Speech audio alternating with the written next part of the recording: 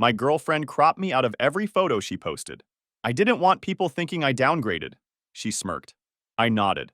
1 week later, she was begging me to make it stop. Hey, Reddit! So my girlfriend and I went to her friend's engagement party. She cropped me out of every photo, called me a downgrade, and posted like she was single. She disrespected the wrong guy. Buckle up, this one's gold. I, 33 male, have been working as a welder at this shipyard for about 10 years now. Good money, honest work, get to build stuff with my hands. Started as an apprentice right after trade school, and worked my way up to lead welder on some pretty sick projects. Military vessels, massive cargo ships, even some custom work for private yachts that cost more than most people's houses. Grew up in a small town outside of Steubenville. Dad was a steelworker before the mills closed down. Watched him struggle to reinvent himself at 45 when the only thing he knew how to do suddenly wasn't needed anymore. Learned early that you gotta be self-reliant in life. No company's gonna look out for you, no matter how many years you put in. I've got my own place. A 2-bedroom rental house with a garage where I work on my project car. A 67 Camaro that's been my obsession since I was 24. Found it as a rusted-out shell at a junkyard, and I've been bringing it back to life piece by piece. Just installed a rebuilt 327 small block that I scored from this old dude who was clearing out his garage. The thing absolutely screams. Neighbors probably hate me, but whatever. Got a dog named Brutus, this big goofy pit mix that follows me everywhere. Rescued him 3 years ago when the shelter was going to put him down for being too aggressive. Now he's basically a 70-pound lapdog who thinks he's still a puppy. He's got one ear that never stands upright, and these eyes that make it impossible to stay mad at him, even when he chews up my work boots. Dating's been hit or miss over the years. Had a long-term thing with my high school girlfriend, but that ended when she cheated with some dude from her college. Had a few short relationships after that, nothing that stuck. Was single for about 2 years before I met my girlfriend, 29 female, Tiffany. I met her at this UFC watch party at my buddy Dave's place. Almost didn't go because I'd been working overtime all week and was beat, but Dave insisted.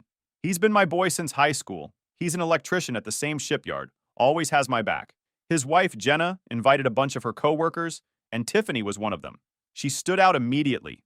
Blonde, stunning green eyes, and that perfect kind of look where you know she spent hours on it, but it's supposed to look effortless. Watching the fight, I was surprised when she came over and sat next to me instead of hanging with the other marketing types. Even more surprised when she actually knew her MMA. Not just the basics either. She was breaking down Poirier's fighting style and called the submission before it happened. Most guys try to mansplain the fights to me, she said, with this little smirk. It's refreshing to watch with someone who just enjoys it. She worked in marketing for some luxury cosmetics brand, way out of my league looks-wise. But we hit it off and spent the whole night talking. She seemed genuinely interested in my job, asked smart questions about welding that weren't the usual, "Isn't that dangerous?" crap I usually get. Got her number that night. Took her to this burger joint I like for our first date. Before we could even get our food, she whipped out her phone and spent like 10 minutes arranging the table, moving stuff around, and taking about 30 pictures of everything. Sorry, she laughed, seeing my confusion. It's for my socials. My followers expect content. I've got this whole aesthetic thing going. She showed me her Instagram. 47,000 followers, all these perfectly curated photos of her life. Fashion, travel, food, beauty products. Everything looked like something out of a magazine. Should have been my first warning sign. But when a woman who looks like that is into you, you tend to ignore red flags. Plus, I figured everyone's on social media these days. It's just how people are now, right? The next 6 months were pretty good. Sometimes. When Tiffany wasn't obsessed with her phone, we had fun. She'd come to my place, hang out in the garage while I worked on the Camaro, ask questions, hand me tools. She'd ask about my welding projects, seemed impressed by the stuff I built, and loved that I worked with my hands. Said it was refreshingly masculine compared to the soft boys she usually dated. You're a real man, she'd say. You actually know how to build things, fix things. Most guys I've dated can't even change a tire. That was another thing. She was constantly putting down other men, especially her exes, while talking about how different I was.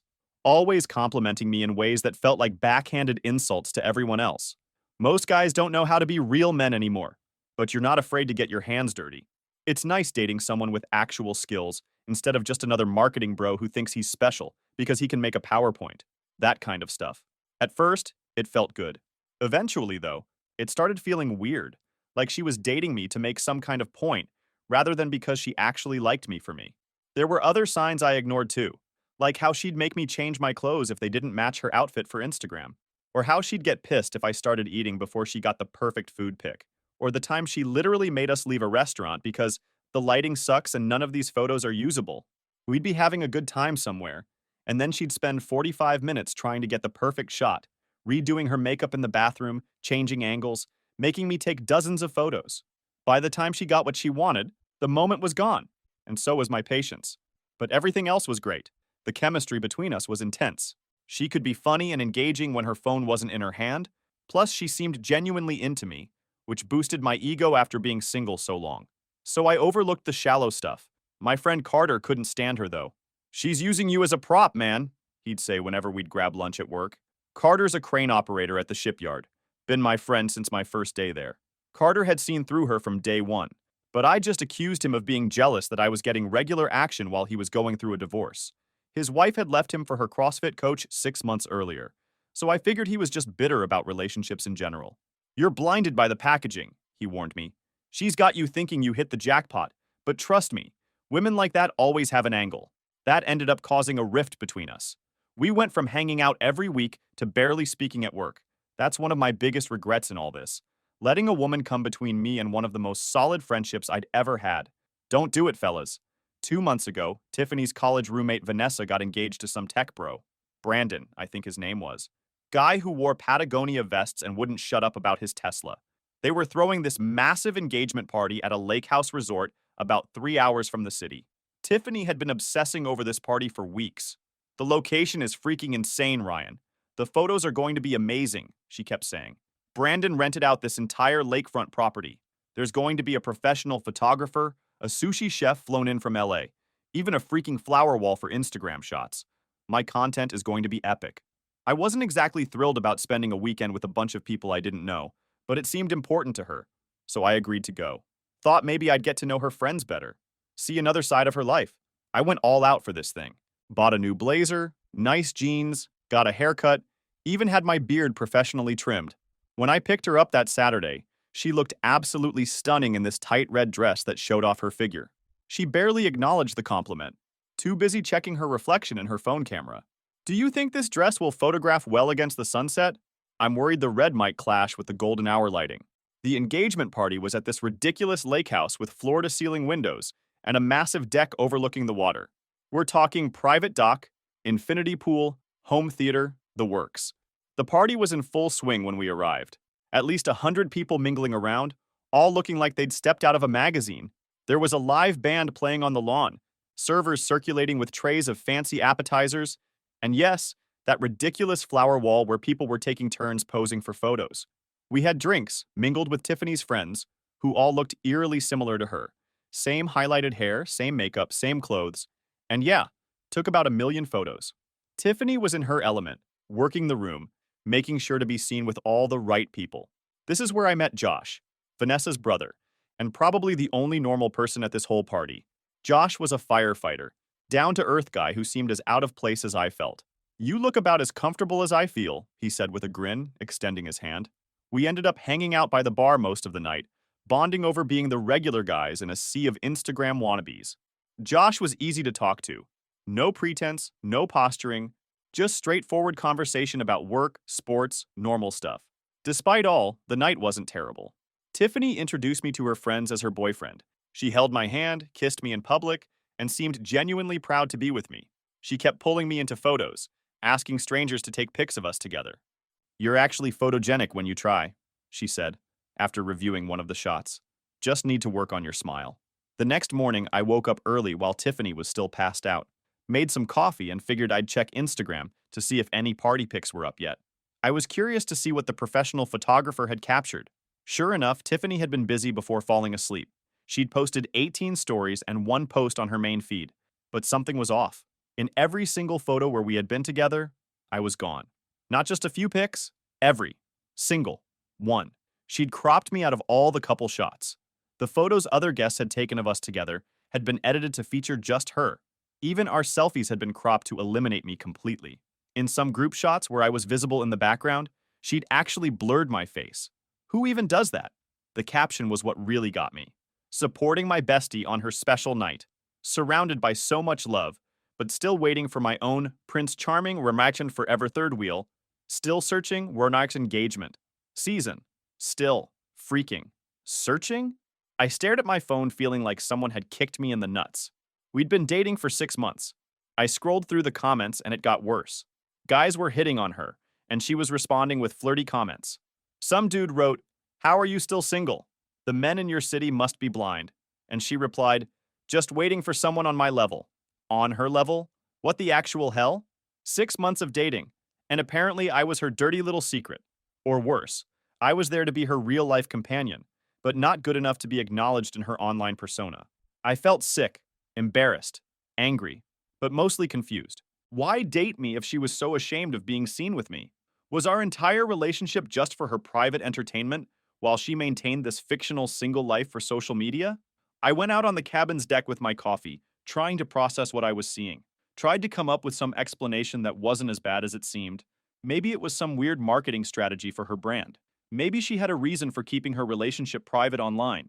But deep down, I knew. I knew exactly what this was. I just wasn't ready to admit it yet. When Tiffany finally woke up, I just handed her my phone with her Instagram post open and waited. She glanced at it, then at me, completely unbothered. "What's with this?" I asked, keeping my voice casual. "You cropped me out of every single photo and said you're still searching for someone." She rolled her eyes like I was being dramatic. "It's just Instagram, Ryan. It's not that deep." The complete dismissal in her tone made my blood boil, but I kept it together. I wanted to understand the reasoning, to hear her actually explain herself. "I'm just curious about the reasoning," I said. "We spent the whole night together. People saw us together. You introduced me as your boyfriend. But online, you're acting single and cropped me out of existence." She sighed this annoyed sigh, like I was a child who couldn't grasp a simple concept. She sat on the edge of the bed, still scrolling through her phone as she spoke. "My followers expect a certain aesthetic. The algorithm responds better to solo shots of me, especially at aspirational locations. And the third wheel angle." She hesitated just long enough for me to know whatever came next was going to be BS. "It's just for engagement. People relate to the single girl at engagement party thing more than couple content. It gets more likes, more comments. It's just business, really." I nodded slowly, watching her face carefully. "So it has nothing to do with being embarrassed to be seen with me? Because cropping someone out of every single photo seems like a lot of work if it's just about the algorithm." That's when she showed her true colors. Instead of a quick denial, she gave me this look. Pure contempt. Then she actually smirked, not even trying to hide it. Honestly, I didn't want people thinking I downgraded. The words hung there between us. I couldn't believe what I was hearing, even though part of me had already guessed it. "Downgraded?" I repeated, wanting to make sure I wasn't misunderstanding. "Look," she said, suddenly defensive, putting her phone down for the first time. "My ex was a fitness model. The one before him played minor league baseball. My followers have certain expectations. You're nice enough, but you're a welder, Ryan. You drive a 10-year-old truck. Your idea of dressing up is a clean flannel shirt. You don't exactly fit the image I've built." 6 months together. And this was what she really thought of me. Not someone she cared about, but a freaking downgrade. Someone she was embarrassed to be associated with publicly. All those times she seemed proud to be with me? Just an act when it was convenient, apparently. "I see," was all I said, my voice steady despite the rage and humiliation building inside me. "Don't make this a thing," she sighed, already reaching for her phone again, like the conversation was boring her. "It's just social media. It's not real life. You should be grateful I'm even with you in real life. Do you know how many guys would kill to be in your position?" The "you should be grateful" comment? That was the final straw. "Grateful?" I repeated. "I should be grateful that you're willing to sleep with me in private, but won't acknowledge me in public? That's some real high school shit, Tiffany." Her eyes widened at my tone. I don't think she'd ever heard me really angry before. "God, you're being so sensitive," she said. "This is why I keep my relationships offline. Men get so weird and possessive about this stuff." I didn't argue. I simply nodded, finished my coffee, and told her I needed to head out early for a work emergency. She barely looked up from her phone as I left, probably already calculating how she'd spin this to her followers if needed. Maybe I'd become the toxic ex in her next redemption narrative. I drove home alone, thinking about all the red flags I'd ignored. All the times she'd roll her eyes, criticize my clothes, my truck. And now she's trying to act like I was lucky to be with her? I'd been played for a fool. But that was about to change. If Instagram was so important to her, If her carefully curated online presence was what she truly valued, then that's where the consequences should happen. I wasn't usually the type for revenge. When my girlfriend cheated on me in college, I just walked away. But this was straight up contempt and disrespect, and I wasn't about to let it slide. First, I called Josh, Vanessa's brother that I'd met at the party. We'd exchanged numbers to hang out sometime. I explained what happened without being dramatic about it. She did this to my buddy Alex, too, Josh said after a pause. They dated for like 4 months before you. I always thought it was weird, but she told Vanessa he preferred keeping their relationship private because of his high-profile job or something. High-profile job? I asked, already suspecting the answer. Yeah, she made it sound like he was some hotshot executive. Pretty sure he works at Enterprise Rent-A-Car. Nothing wrong with that, but it's hardly high profile, you know? Vanessa even called her out on it once, and Tiffany got super defensive, saying we wouldn't understand personal branding. Josh connected me with Alex, and we met up at this sports bar near my place the next day. Turns out he wasn't any kind of executive. He was an assistant manager at a car rental place. Decent guy, kinda quiet but smart. He dated Tiffany for about 4 months the previous year. She did the same thing to me, he confirmed, showing me screenshots he'd saved on his phone. For 4 months, I was her boyfriend in private and didn't exist on her Instagram. We went to Cancun together for a week, and if you looked at her social media, you'd think she went alone. She'd literally wait until I went to the bathroom to take solo shots at dinner, acting like she was having this glamorous solo meal. When I finally asked her about it, she said her personal brand was more important than my feelings, and that I should be secure enough not to need public validation. Made me feel like I was crazy for even bringing it up. And the guy before you? The minor league baseball player? I asked. Alex laughed. Kevin? He played college baseball, but minor league is stretching it. He's a high school PE teacher now. Nice dude, actually. We're in the same football league. She did the same thing to him, made it sound like he was some pro athlete to her followers, when really he coached JV baseball at the local high school. Then I met Carter for lunch and filled him in. Instead of saying, I told you so, he helped me go full detective mode. That's a real friend right there. The kind who drops the past drama immediately when you need them. She's been playing you, man, he said. But you're not alone. Let's figure out just how deep this rabbit hole goes. Between Carter, Josh, and Alex's connections, I tracked down 3 of Tiffany's exes in total over the next week. All had similar stories. All had been erased, diminished, or misrepresented online. And none of them matched the idealized descriptions she'd given me. The fitness model was a personal trainer at Planet Fitness who'd done exactly one photo shoot for a local supplement store. The startup founder worked at a cell phone kiosk at the mall but had a dropshipping side hustle. We created a group chat to compare notes. It was validating in a weird way, knowing I wasn't crazy, that this was her pattern. But it was also depressing to realize how many guys she'd done this to, how calculated it all was. Meanwhile, Tiffany acted like our confrontation had never happened. She texted normally, made plans for the weekend, even sent me links to restaurants she wanted to try. Not once did she acknowledge what she'd said or how it might have affected me. In her mind, it was a non-issue. When I didn't respond to her texts for 2 days, she switched tactics, sending these concerned messages. Are you still upset about the Instagram thing? It's really not a big deal. I think you're overreacting. It's just social media, not real life. Fine. I'll post one picture of us if it's that important to you. I don't even give a damn about getting posted. It was like she couldn't even conceptualize that the problem was her attitude, not the specific actions. She thought she could throw me a bone and I'd roll over like an obedient dog. This is also when I met Megan, Alex's sister, who worked as a social media manager for an actual big company, like Fortune 500 level, not just some influencer with bought followers. When Alex told her what was happening, she immediately offered to help with what came next. I'm so sick of fake influencers making everyone feel like crap, she said when we met for coffee. They're creating this completely unrealistic standard that's messing with people's heads. Let me help you take her down. Megan was smart, funny, and actually genuine, the complete opposite of Tiffany. She explained how the influencer world really worked, the metrics, the follower fraud, all the behind-the-scenes manipulation that created these supposedly perfect feeds. What she's doing isn't just shitty to you guys personally, Megan explained. She's actively participating in a system that's harmful to everyone. These influencers sell this fake lifestyle, make people feel inadequate, and then market products as the solution. It's predatory. With Megan on board, what had started as personal revenge started feeling more like justice. Like we were exposing something that actually needed exposing, not just for the 6 guys Tiffany had jerked around, but for the thousands of followers being sold a complete fiction. On day 8, I executed my plan with Carter and Megan's help. First, I created a new Instagram account, The Real Tiffany Bennett. I uploaded the unedited engagement party photos showing us together. Screenshots of her still searching posts alongside photos of us, clearly as a couple from the same events.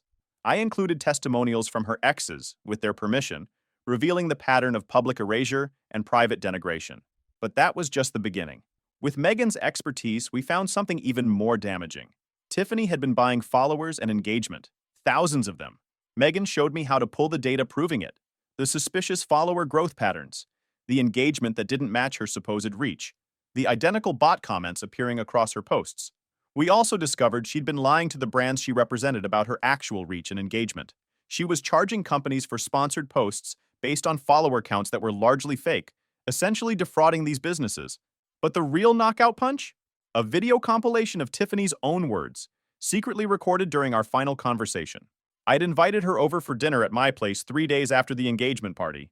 Throughout the evening, I carefully steered the conversation towards social media, authenticity, and relationships, with my phone recording in my pocket. I asked variations of the same questions I'd asked at the resort, this time acting like I was trying to understand her perspective. She elaborated on her philosophy without hesitation. Instagram is more important than people realize. It's not just photos, it's literally currency, social capital. People judge you by who you associate with. It's why I'm so careful about who I let into my feed. So I'm bad for your brand? I asked, keeping my tone casual. She sighed impatiently. You're not bad. You're just basic. My audience expects a certain lifestyle. They want aspiration, not some regular guy who works with his hands. Sorry if that hurts your feelings, but that's the reality. And your exes? Were they all on brand? God, no. Alex was the most boring person ever. Kevin taught high school, for God's sake. Dylan had potential but drove a freaking Ford Focus. She actually laughed. But online, they didn't exist, and my engagement was better for it. You should see how pathetic some of these guys get when I crop them out. Like their whole identity depends on being seen with me. The recording continued for 20 excruciating minutes as she explained with breathtaking callousness how she saw relationships as accessories to be displayed or concealed depending on their social media value. She talked about her followers like they were idiots who would buy anything she endorsed. She mocked the women who DM'd her asking for advice. She bragged about how she'd manipulated brand deals, inflated her rates, and lied about product results. These beauty companies are so desperate for influencers, they don't even check if the products actually work, she said, laughing. I've endorsed creams I've never even opened. As long as you tag them and use the right hashtags, they keep sending free stuff and checks. With all this material collected, Megan helped me build a website, TiffanyBennettExposed.com, where we posted everything: the photos, the recordings, the evidence of buying followers, the testimonials from exes. We even found old social media posts where she'd mocked her followers, calling them basic beaches who'll buy anything I tell them to. The site wasn't just a hit piece. It was organized into sections with clear evidence for each claim. A section on relationship deception with testimonials from the exes. A section on follower fraud with Megan's analysis of the data. A section on brand misrepresentation with screenshots of her claims versus reality. And of course, the recordings where she admitted to all of it in her own words. Then came the strategic attack. I posted everything at exactly 9 a.m. on a Tuesday, when I knew her daily analytics check occurred. We sent anonymous tips to all 17 brands she had partnerships with, including links to the website and specific evidence of her follower fraud. Megan used her industry connections to tip off 2 major marketing blogs that covered influencer scandals. We also sent information to a popular TikTok account that specialized in exposing influencer fraud. They had millions of followers and had been responsible for bringing down several fake influencers in the past. Then I tagged everyone: her friends, her colleagues, her family members, her exes, and most importantly, the luxury brands she partnered with professionally, in a single post that simply said, "The truth about it, Tiffany Bennett," with a link to the website. The account went from 0 to over 3,000 followers in under 2 hours. By noon, it had been shared in Instagram stories by dozens of people in her network, including Vanessa's fiancé, who apparently had never liked Tiffany anyway. Always knew she was fake AF, he wrote in his story. This is why we didn't make her a bridesmaid. At 12:37 p.m., my phone began ringing. Tiffany. I declined the call, then another, and another. Text messages flooded in. What the actual F are you doing? Delete this right now. You're ruining my life. My brand partnerships are all contacting me. I will sue you for everything you have. I didn't respond to any of them. Instead, I blocked her number and went to work my shift at the shipyard. Welding steel plates that day felt especially satisfying, like I was finally building something worthwhile. Consequences for someone who thought she was untouchable. By midday, the guys at work had somehow found out. News travels fast in a shipyard. A couple of the younger welders came up during lunch break. Dude, is that your girlfriend getting destroyed all over TikTok? One asked, showing me his phone where Tiffany's scandal was trending in several hashtags. I just shrugged. Ex-girlfriend. And yeah, that's her. Word spread, and by afternoon, I was getting fist bumps from guys I barely knew. There's something about shipyard workers. We might give each other crap all day, but when one of us gets wronged, everyone rallies. Carter was beaming like a proud dad from his crane cab, giving me a thumbs up whenever our paths crossed. When I got home that night, Tiffany's white BMW was parked outside my house. She was sitting on my porch steps, mascara running down her face, looking absolutely wrecked. When she saw me pull up, she ran over before I could even get out of my truck. Please, she begged, grabbing my arm as I stepped down. Please take it all down. I've lost 3 partnerships already. My agent dropped me. People are DMing me horrible things. My comments are flooded. I can't even open my social apps without having a panic attack. I just looked at her. The perfect makeup was gone. The carefully crafted image had crumbled. For the first time since I'd known her, Tiffany looked real and desperate. It's just social media, Tiffany. It's not that deep, right? I said, throwing her own words back at her. Her face crumpled. You don't understand, she cried, clutching at my jacket. This is my career, my whole life, everything I've built for years. I'm going to lose my apartment, my sponsors, everything. Maybe you should be grateful I even bothered to expose the real you, I said, echoing her words from the resort. Do you know how many people would kill to have someone care enough to be honest about them? I'm sorry, okay? She shouted, her voice breaking. I was wrong. I was shallow and stupid and wrong. Is that what you want to hear? You've made your point. Now please, just take it down. Like you took down all those photos of us? I asked. Like you erased me from your life whenever it was convenient? Like you lied to all those brands and followers? That's different, and you know it, she hissed, her desperation turning to anger. This is my livelihood you're destroying. This is actual harm, not just hurt feelings. Funny how it's just social media when you're humiliating someone else, but it's actual harm when it happens to you, I replied. Maybe spend some time thinking about that. I walked past her into my house and locked the door. Through the window, I could see her pounding on the door, screaming my name, completely falling apart on my front porch. Part of me felt bad. Most of me felt like justice was finally being served. I texted Josh to let him know what was happening, and he offered to come get her. She's been calling Vanessa nonstop too, he said. This is probably for the best. She needed a reality check. The fallout was more spectacular than I could have imagined. Within 48 hours, all 17 of her brand partnerships had publicly severed ties with her. The beauty company she worked for put her on administrative leave pending investigation after the recordings revealed she'd been bad-mouthing their products while promoting them online. Her follower count dropped by 30% as people unfollowed in droves. Vanessa, the engaged friend, publicly disowned her on Instagram, posting a long statement about toxic friendships and the importance of authenticity. Apparently, Tiffany had been talking crap about Vanessa's engagement ring and fiancé in our recorded conversation too, calling the 3-carat diamond embarrassingly small, and Brandon a tech bro who got lucky with crypto but has no actual style. Tiffany's social media spiral was something to behold. First, a tearful apology video that rang hollow against the evidence. Then making her account private. Then public again with comments limited. Then deleted entirely for a day before reactivating with all posts archived. Finally, a long Notes app apology, blaming her behavior on insecurity and industry pressure. Too little, too late. The internet has a long memory, and screenshots of her worst moments were already cemented in the Influencer Drama Hall of Fame. Meanwhile, she was desperately trying to reach me. After I blocked her number, she created new email addresses, made fake Instagram accounts, even sent letters to my house. At first, it was all rage, threatening lawsuits, empty threats, truth as an absolute defense, claiming I'd ruined her life, saying I was pathetic for being so hurt by her rejection. Then came the bargaining, offering money, saying she'd make it all up to me if I just took the website down. Then depression, long rambling messages about how she couldn't eat or sleep, how brands wouldn't even respond to her emails, how her apartment management was threatening eviction because she couldn't make rent. I had to sell my Peloton and designer bags just to cover next month's rent, one message read. My parents won't even take my calls. They're so ashamed. Is that what you wanted? I didn't respond to any of it. Not out of cruelty, but because I knew engaging would just drag me back into her toxic orbit. She needed to face the consequences of her actions without me softening the blow. Finally, about 3 weeks in, something that resembled genuine remorse. I understand now what I did to you, and to everyone. I've been living for likes and validation so long that I lost sight of what matters. The image became more important than the reality. I know you probably won't forgive me, but I am truly sorry. Not for the consequences, but for who I became. Please, I'm begging you. I have nothing left. Just take down the website. I don't even care about the Instagram account anymore. I didn't respond, but I thought about it. A lot. Was this enough? Had she learned? Was I being too harsh? Then Megan forwarded me screenshots from a private group chat where Tiffany was still active.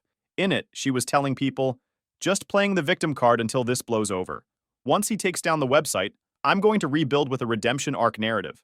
Trust me, this will actually help my brand long term. So much for genuine remorse. After talking it over with Carter, who was firmly in the leave it up forever camp, and Josh, who thought I'd made my point, I decided on a middle path. I'd keep the evidence up but remove some of the more personal stuff. The recordings of her talking about other relationships. Some of the more humiliating personal details. It's been 3 months now. I've kept the modified website up, though I did remove some of the more personal recordings after her mom reached out to me directly. A sincere, heartbroken email from a woman who was clearly mortified by her daughter's behavior, but still loved her. The revenge did what it needed to do. As for me, I'm doing better than ever. Carter and I are back to being tight, our friendship stronger than before. I've been hanging out with Josh and Alex regularly. Turns out it's nice to have friends who've been through the same crap. Josh even got me onto his firefighters softball team as a way to meet new people outside my usual circles. And Megan and I have been dating for about a month now. It started slowly, just grabbing coffee to talk about the website, then lunch to discuss the aftermath, then dinner that had nothing to do with Tiffany at all. She's smart, genuine, and completely upfront about everything. She posts pics of us together all the time. Unfiltered, unedited, just two real people actually enjoying each other's company. This is what social media should be, she told me on our third date. A reflection of your actual life, not some fake version you're trying to sell. That hit me hard. I'd never thought about it that way, that social media could actually be something positive if used honestly. I'd just written the whole thing off as toxic after my experience with Tiffany. My Camaro project is coming along too. Got it painted finally. Glossy black with matte racing stripes.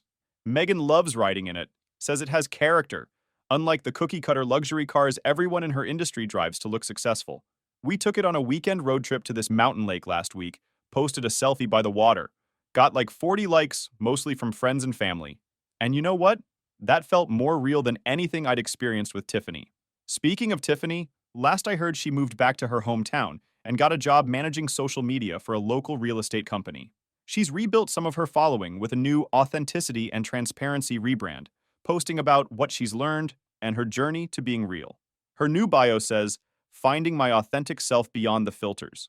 Whether that's genuine growth or just another angle, I don't know or care. Sometimes I think maybe I went too far. But then I remember her smirk when she called me a downgrade. I remember the hurt in Alex's eyes when he talked about how she'd made him feel worthless. I remember all the young women following her who thought her perfect. Filtered life was real. Some lessons are expensive, but necessary. And sometimes the only way to fight fake is with real. Edit 1. To those asking if this was really necessary. Yes, this wasn't about one thoughtless comment. It was about a pattern of dehumanizing behavior she'd been engaging in for years with multiple partners. Sometimes public consequences are the only ones that register with people who only care about their public image. Edit 2. No, I'm not worried about legal repercussions. Everything I posted was either demonstrably true or directly from her own mouth. I consulted with a lawyer before proceeding. Edit 3. For those asking for the website link, nice try, but I'm not sharing it here and risking a doxing ban. The site serves its purpose for those who need to see it. Edit 4. To the dudes saying I'm just bitter. Whatever, man. Wait till it happens to you.